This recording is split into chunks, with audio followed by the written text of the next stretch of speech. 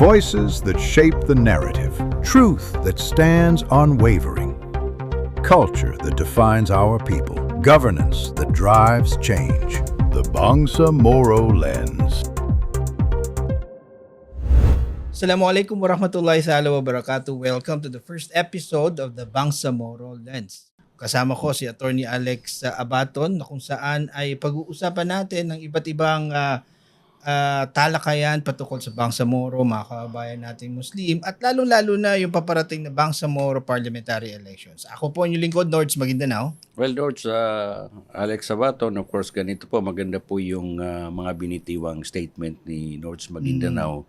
Dahil whether we like it or not, sabi nga nila, magkakaroon tayo ng Bangsamoro Parliament. At sana matuloy na. Sana matuloy.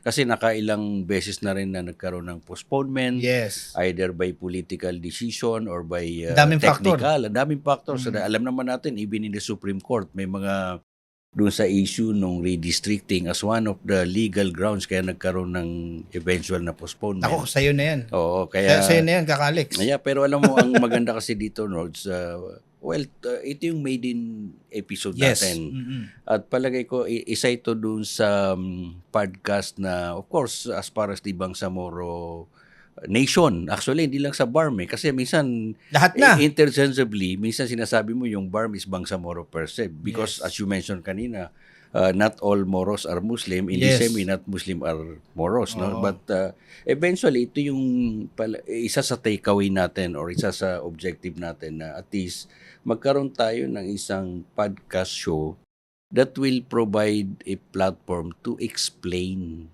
Paliwanag natin ano bang meron sa BARM at paano nag-umpisa, paano ito nag-evolve. Yan. Diba? Yan yung mga susundan nyo na series of episodes dito sa The Bangsamoro Lens na pag-uusapan natin yung mga iba't ibang factor na yon. At hindi lang yun, we will not jump into the BARMM on what is now right. What it is right now. Tama yun. Pero kumbaga maganda, Alex, kung Attorney Alex, kung doon natin simulan sa kasaysayan muna. Let us have a recollection. Parang context. Parang konteksto, historical context. Para doon sa ating mga tagapakinig diba? Na hindi pa nila alam kung ano yung Bangsamoro. Saan nga ba nanggaling yung Bangsamoro? Teka, doon muna tayo magsimula. Saan muna nanggaling si Bangsamoro? Well, kung titingnan natin yung Bangsamoro as a nation or as a tribe, as you call it, klarong-klaro po that by history sa Pilipinas, meron tayong tinatawag na 13 ethno-linguistic tribes, no? And this comprises the sort of, sabi nga nila, parang coalition of tribes that represents the Bangsamoro people. At may mga ano rin, even dun sa Bangsamoro Organic Law, yung Bangsamoro is defined as the original inhabitants of Mindanao. Yes. Not only the Mindanao, I think the whole of the nation kasi they are seafarers. Tapos at saka may ano doon, Nords, yung may sinasabi na merong certain commonalities. Yes. That's why they are considered as one nation. One is ito yung mga masasabi nating inhabitants who fought the colonialization. Panahon pa ng Kastila yan. Alam natin na ito yung, kaya nga sabi lang, minsan kapag Moro, yung impression, yung misnomer na ito matatapang. Ayan, yan naman yung may i-share ko. Yan kumbaga, yung kailangan natin linawin din. Kasi always natin nalalaman na sinasabi nila, Pilipinas daw nagsimula ng 1521. Hindi naman ata. Because before the arrival of Ferdinand Magellan, kingdoms have already been established. Totoo yan. Sa iba't ibang area ng Pilipinas. And these kingdoms are headed by the Sultanate or the Datu. Mga Datu Sultanates that are already. Actually, ang unang nilabanan nila were the Dutch against the invasion of the Dutch as supported by the Bruneian kingdoms from Brunei, from Maharaja. Yung binabanggit mo, yan yung historical distortion. Oo, yan. Na sige. sinasabi nila na ang nagbigay ng sibilisasyon sa sa Pilipinas ay yung arrival ng mga Spaniards. Yan yung hindi talaga na pag-uusapan. Wherein pa, kung titingnan mo yan, binabanggit mo nga, long before the arrival of Magellan, meron na tayong government structure at the time headed by a sultanate or yung mga datos or yung mga raja. Of course, we have Raja Sulaiman. Lapu-Lapu is also a chieftain of a certain community at the time.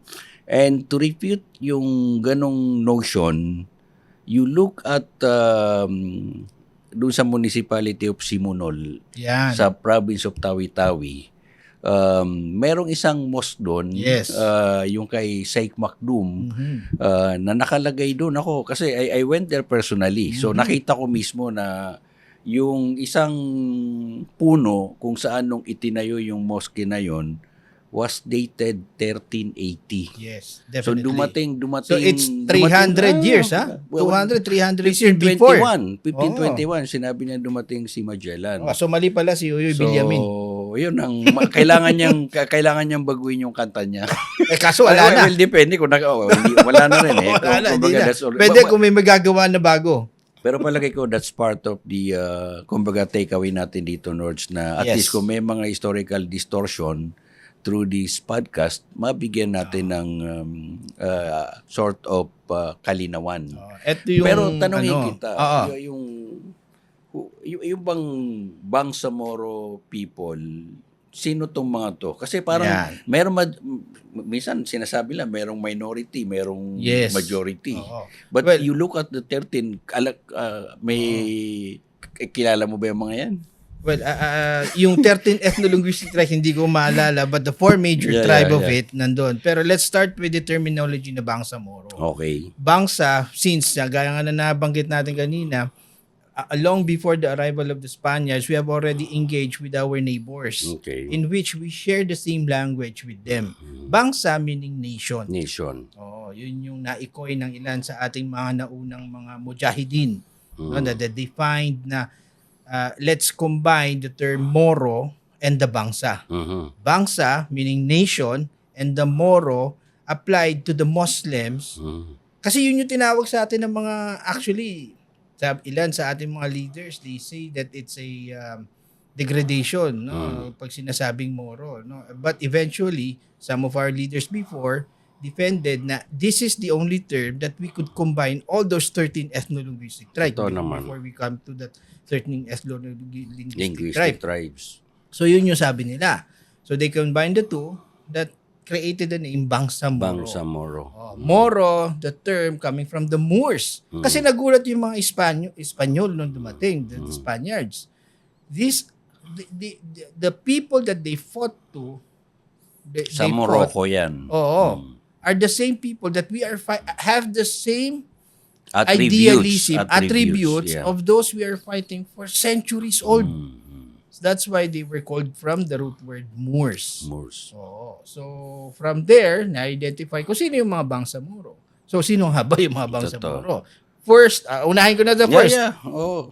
The major were the Maranao, the Tausug, the Maguindanaoan, Iranon.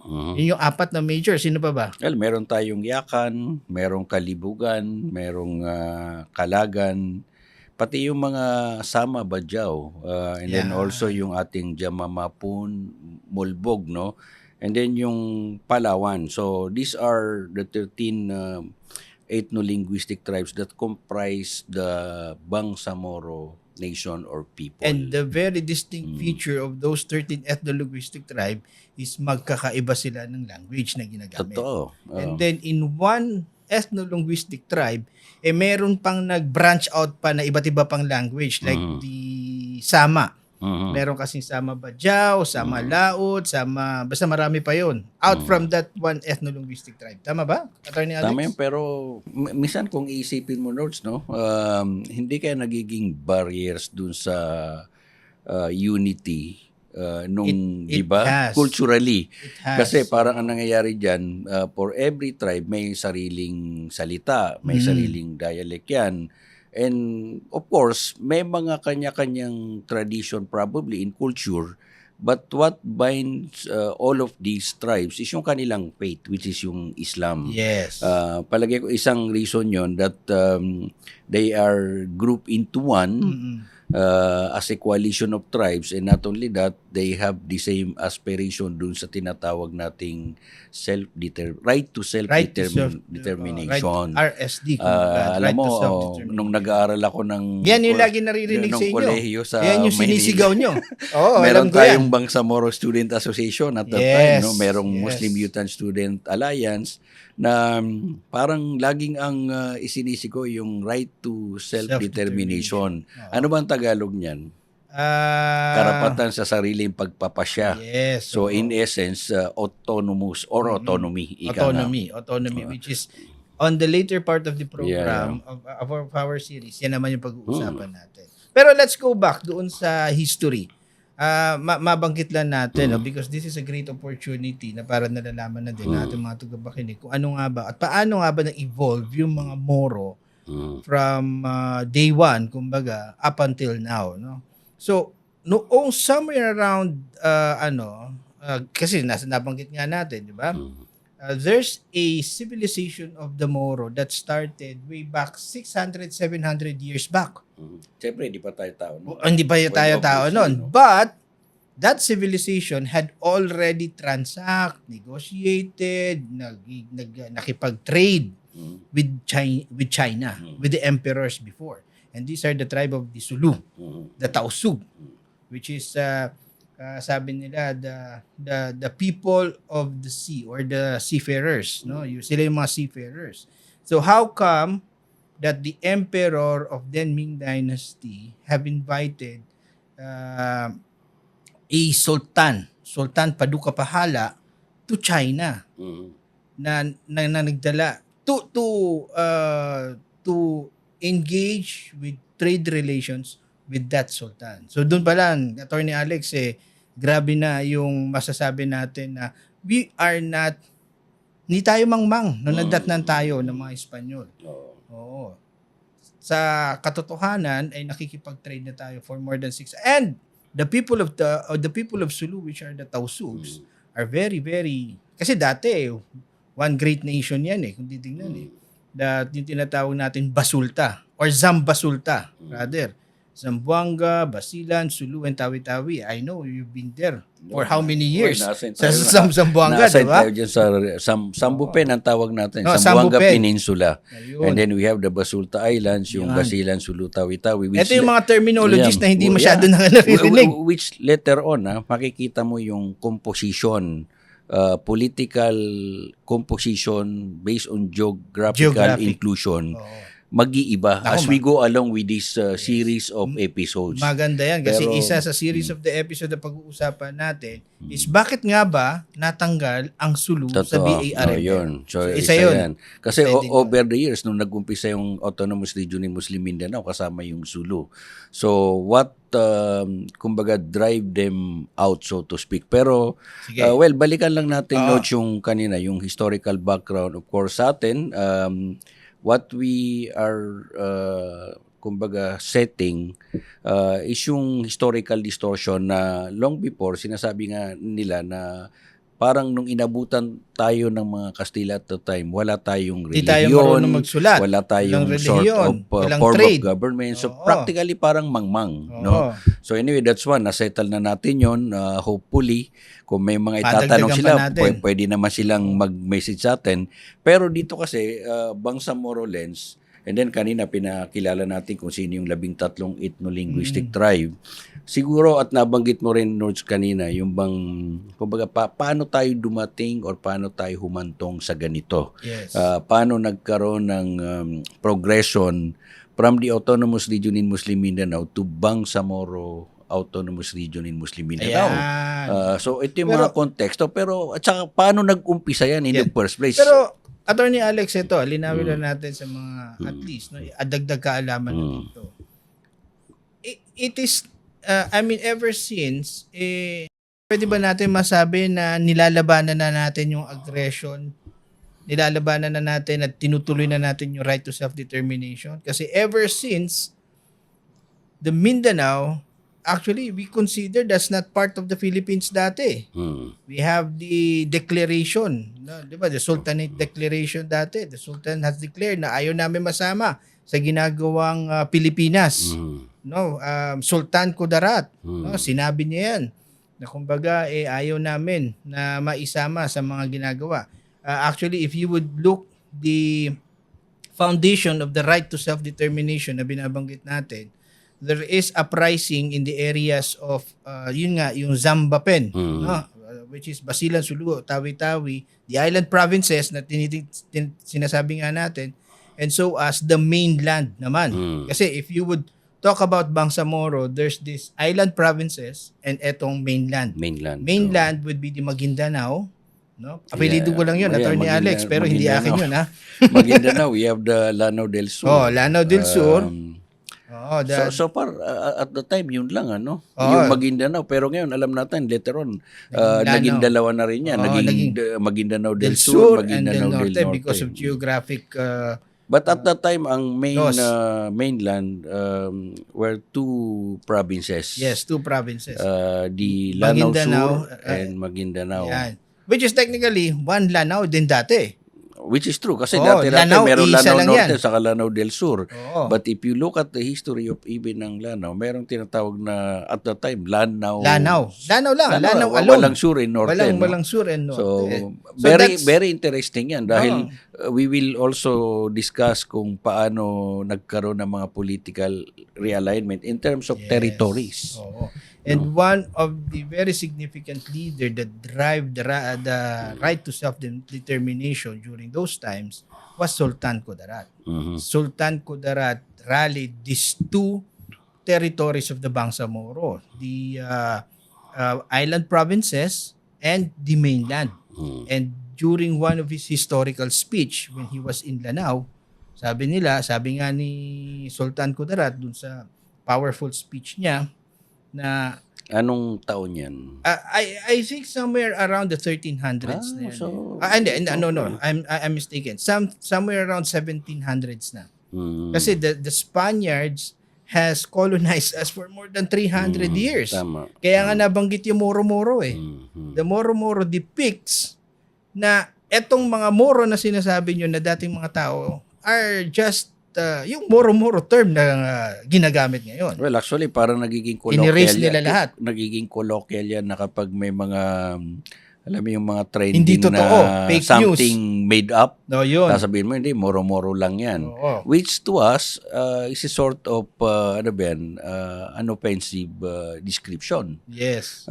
Because, kumbaga, nawawala yung parang ang dating, we are not a sincere or genuine people.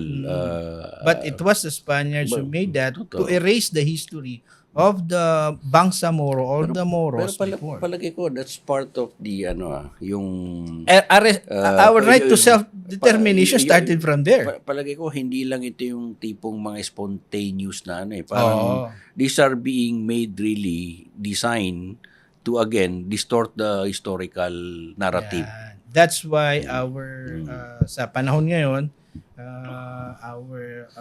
our historians, Muslim historians particularly, and non-Muslim historians, up until na umabot sila sa panahong ito, na kumbaga kailangan pa rin nilang i-recollect lahat ng information pertaining to the Muslim Filipinos here in our country para at least malaman ko ano nga ba yung pinaka-history ng Bangsamoro. Well, anyway, Nords, no? Kumbaga, pinagdaanan na natin yung pre-colonial history. Kasi maganda yun dahil makikita mo, that justifies kung ano yung attributes meron ng mga Bangsamoro. They fought the colonialization, even before the so-called Spaniards civilization or yung paglapag mismo ni Magellan sa atin, we are predicating na yun nga, by history, even by trade relationship na it existed even earlier than the Spaniard civilization. So ganito, anyway, natapos tayo dun sa historical background, pero ang pamagat ng ating podcast is yung Bangsamoro lens, no? At ang ano natin dito, Nords, well ako, paano tayo nagkaroon ng, I mean, ano ba pwedeng takeaway mo rito? Anong expectation mo rito sa Bangsamoro Lens na to? I mean, as a podcast, as a platform, one issue kanina nabanggit mo yung parliamentary election, no? But ang sa atin dito, Nords, siguro, yung bang tipong this could be a platform where they can go to when we discuss things that matters most to the Bangsamoro people. Yes, so tama, no? I mean, this is a podcast on which you would learn more on the information rather on the issues. Kumbaga, yun yung At saka maganda rin dito, for one, hindi ito marites eh. oh, yun. No, that's that's one thing that we can assure Oo. our viewers or yung ating listeners na ito naman sa amin ni Nords, ang maganda rin din naman po rito is that of course we are both from Lanao del Sur. From Lanao del Sur, from the From the Bangsamoro. From the Bangsamoro at that. No? So, ibig sabihin yan, yung things that we know either by experience or either we read it in certain books or even annotation, that adds to the discussion. Yes. Pero tulad nung nabanggit natin, one of the purpose ng ating platform, yung ating podcast, is to educate, especially the young generation. Yeah. And whether we like it or not, sabi mo nga sana magtuloy-tuloy na to. Pero tingin ko dito wala nang haharang. Palagay ko. Yeah, the election, the Bangsamoro parliamentary Palagay ko election. the election will push through dahil kung titingnan mo yung preparations ng bawat parties, even yung mga political leaders, kumbaga parang ito yung sinasabi nilang all system go na eh. So, wala nang nagre-raise nung, hindi matutuloy yan. So, siguro ito yung magiging part natin, Nords, na umpisahan natin kung paano natin ipapakilala yung BARM and then yung Bangsamoro vis-a-vis Bangsamoro and then what at stake dito sa election na to. Okay. Pero, Alex, ang tanong talaga, paano ba tayo humantong on the contemporary days, Attorney Alex, na nabuo yung iba't ibang fronts? Yan, importante yan eh. Nabuo yung Moro National Liberation Front, Moro Islamic Liberation Front, or even before the creation of the Moro National Liberation Front, meron pang mga maliliit na organizations that organize themselves, and this, we are talking about Muslims that are based here in Metro Manila. Kasi technically kami nasa probinsya. Kumbaga, hindi namin alam kung ano na nangyayari, di ba? And during those times, those who are based here in Metro Manila, sila yung nakakaalam because the story of the Jabida Massacre doon nangyari. Tell us something about that. Well, kung titingnan mo yan, even before the Jabida Massacre, meron ng packet of uprising in different parts of the country, no? But it's not only in Plaza Miranda. It's not only in Plaza Miranda, but there were pockets of uprising, local insurgency, no? Not only in Metro Manila. Not only in Metro Manila, but throughout. Kaya lang, siyempre, ang nangyari dyan, parang ang naging triggering point talaga as far as the Moro revolutionary yung pag-usbong ng mga Moro revolutionaries was during the incident ng Jabida Massacre. It was in 1968. At kung titingnan mo yan, nung inaral natin, ano ba yung Jabida Massacre? Minsan, every March yata yan, nagkakaroon tayo ng commemoration. Ano ba tawag doon? Commemoration of the Jabida Massacre. Of the Jabida Massacre to pay tribute doon sa mga kabataan na minasaker. Ang pagkaka-defect dun sa kwento, merong mga from Sama and then from Sulu, mga Tausug, more than 200 young brave men were trained by the Philippine armed forces at the time, no, to do certain chaos in somewhere in Sabah yata. But eventually, when they opted not to pursue that, minasakir na lang sila. So that ignited the Moro sentiments at from then on, bago pa nagkaroon ng Moro National Liberation Front, mayroon pang isang Moro Independence Movement. Ayun, meron ba? So ang punto natin doon, bago pa nagkaroon ng Moro National Liberation Front, meron nang umusbong noon yung tinatawag na Moro Independence Movement. Pero on juridical entity, pumasok na yung MNLF. It was, alam naman natin yan, founded by no less than Chairman Nurmiswari. And then, nung nagkaroon ng declaration ng martial law, mas umigting na yung, kumbaga, yung mga nangyayaring atrocities.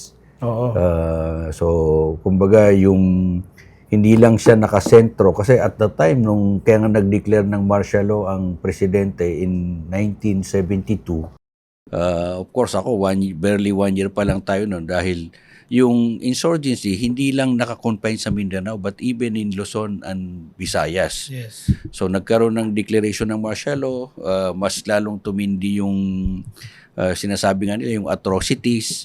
And then doon na rin talaga nagkaroon ng sort of yun yung naging catalyst for the Moro people, so to speak, to rise against the government. Attorney Alex, if I may, dahil alam naman natin that during those times, when you talk about massacres to the Bangsamoro people, isa lang ata yung Jabida massacre. Yeah.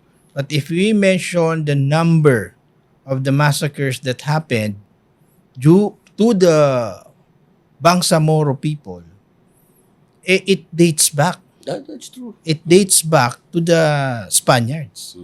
Di ba? Yung sabi nga nila, kung if you would not embrace the cross, papatayin ka nila.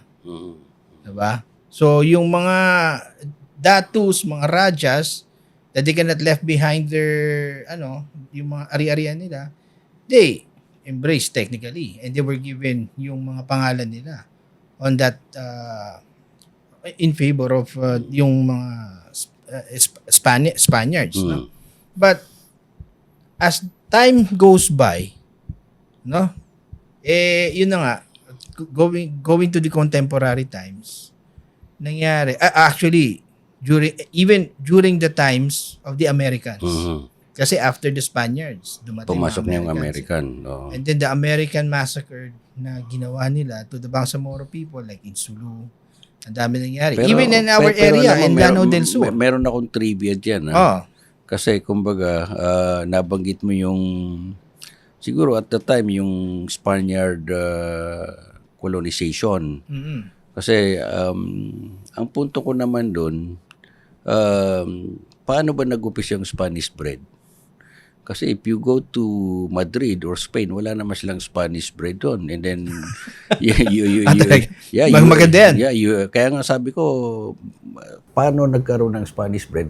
When you go to Spain, wala namang Spanish bread doon.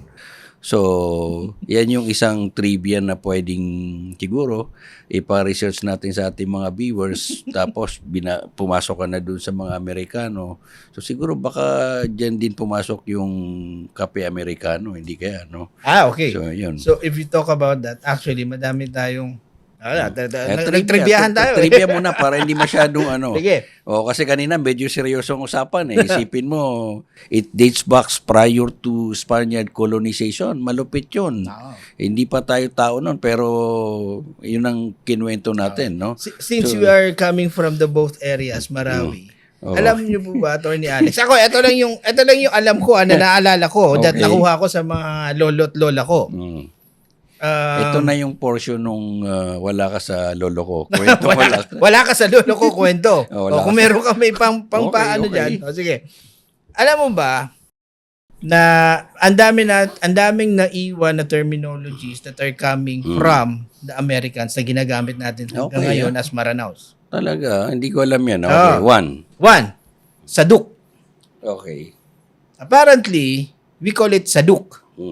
But American, when he saw the big trees in the area of Saduk right now, he pictured it as, oh, what a sad oak. Talaga? Which derives from the name Saduk. Saduk, okay. Diba? Yung term na sintry, akala natin is a local term.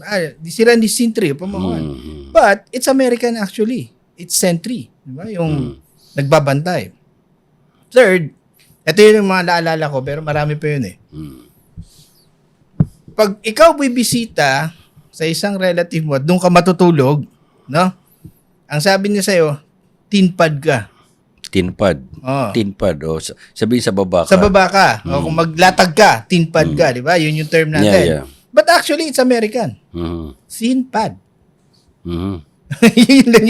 yun yung Tinpad. tinpad. Okay. It's a tinpad. Wala pang iPad nun. Wala pang iPad nun. Ngayon yung tinpad naging iPad na ngayon. Naging ano na. Okay. Tapos, yung paborito natin na pagkain, na lukatis. Okay. It's American. Kasi, nung pinakain nung Maranao na babu sa American, na-amaze siya. Kasi it's like the pretzels. Okay. And he said to dun sa kasama niya, Look at this. Look at this. Look at this. So sabi nung siguro yung Nung nagtitinda. nasa tabi, sabi niya, look at this. No?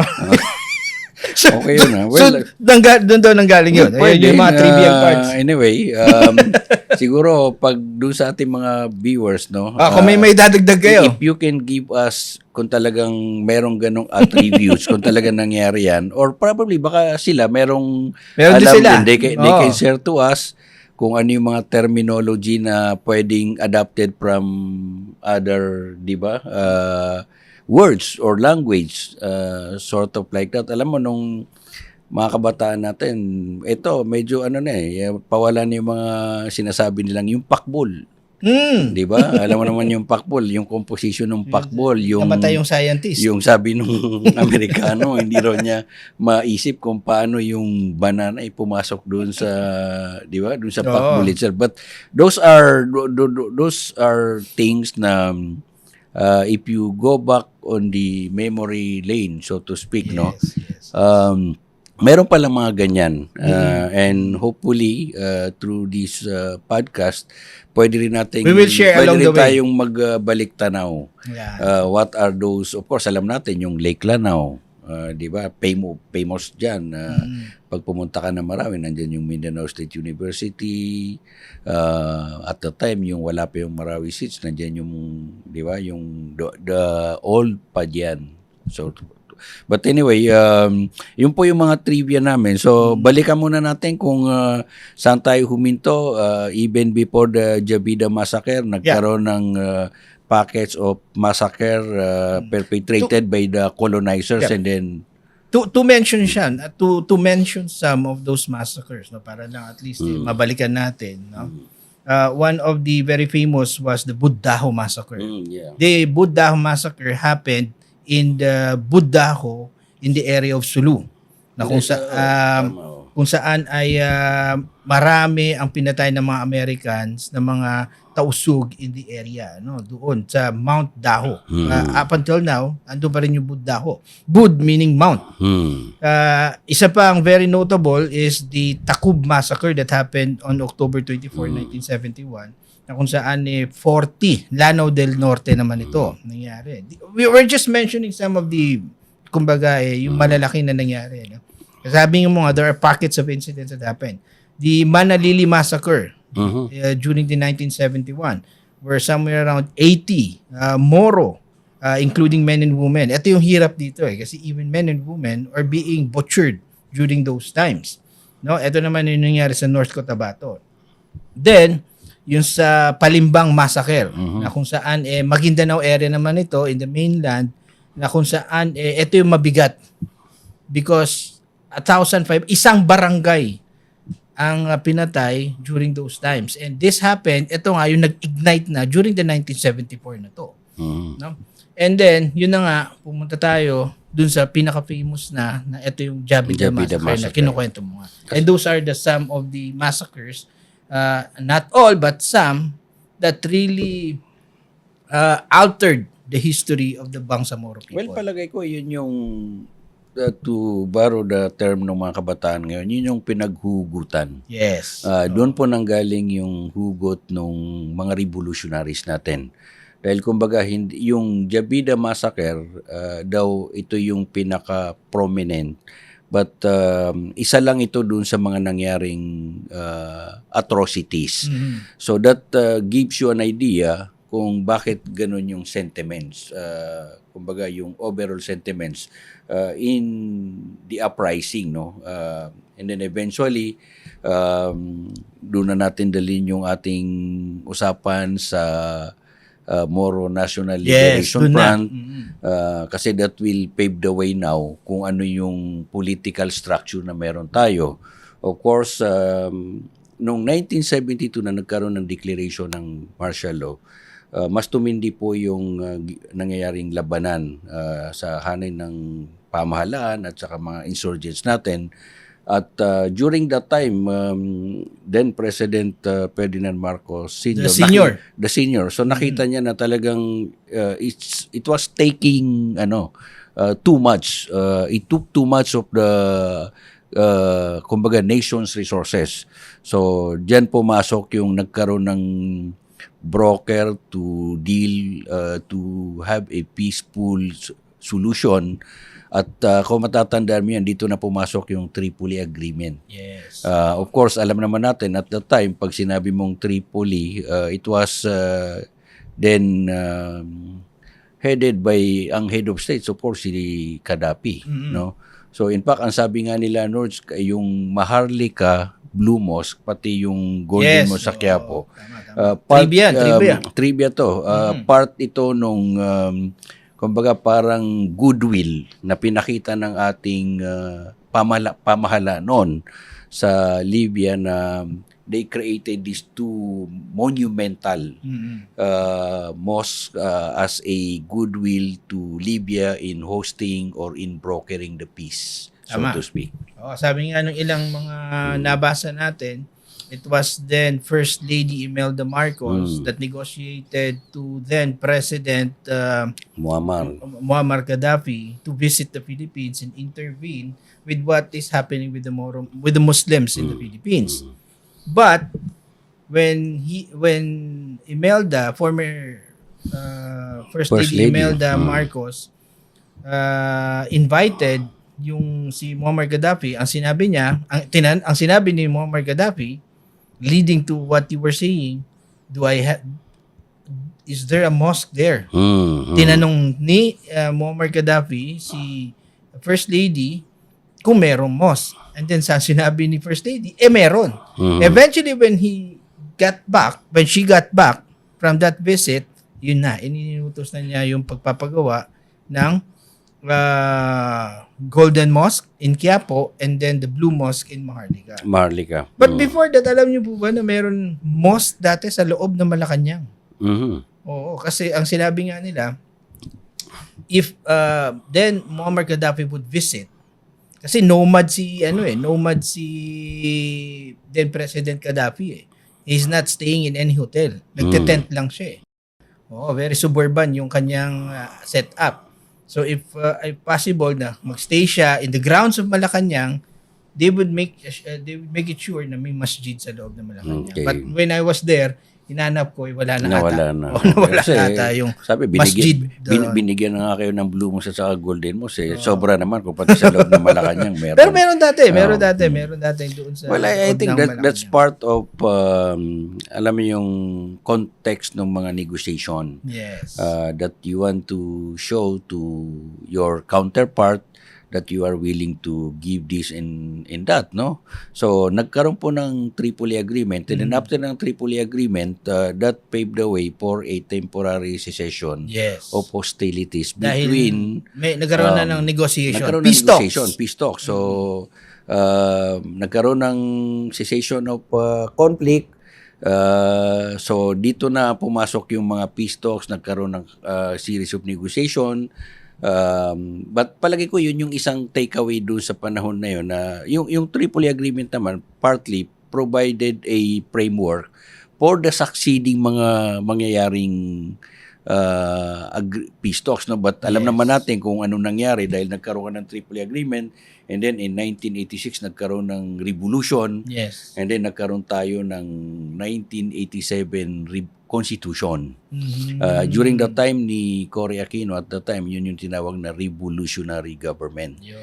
And then, kung titingnan mo yan, Nords, doon sa ating saligang batas, yung ating 1987 Constitution, kaya nga one of those issues, the legal issues raised doon sa constitutionality nung BOL at the time sa Supreme Court, ang sinasabi nila that runs counter to the intent, the spirit of the 1987 Constitution, because yung saligang batas, specifically in the provision of Article 10, Section 15, binabanggit doon yung mandating the creation of the Autonomous Region in Muslim Mindanao. Yun yung ARMM. Oo, so parang partly, sabi nila, for you to change the name of ARM to BARM, the Constitution has to be amended. But of course, anyway, in the series of episodes, ipapaliwanag natin, especially pag narating na natin yung diskusyon